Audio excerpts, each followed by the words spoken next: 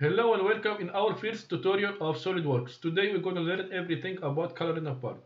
Okay, we start by clicking on the part, then go to appearance, then part, then we clear our section, then we choose faces and the color that we want to get, we choose red, then click on the faces that we want to target it. This face, this face, this face, this face. If we done, we click approve.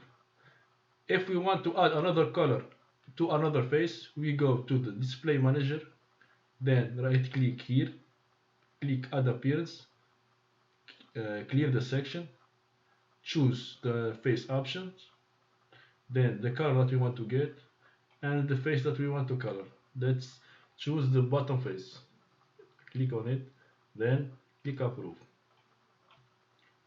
Now, if we want to color this cube, we do the same steps.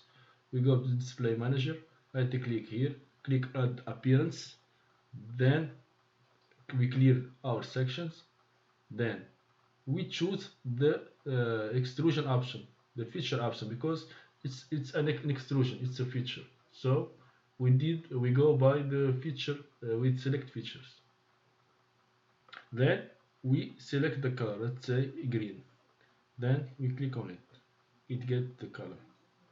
Now we want to color this cylinder. We go to display manager, right click, add appearance, we clear our section, then we do the same steps.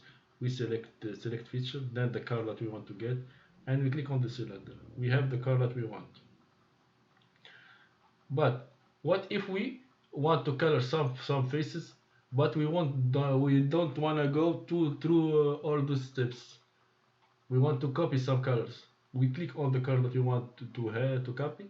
We click copy appearance, then the face that we want to target it. We click here on the face, then past appearance, and choose face. But now, what if we want to remove some appearance, some colors? We click on the color, then go here appearance, then remove the color. Maybe we want to remove from this face. We did remove. Maybe this face.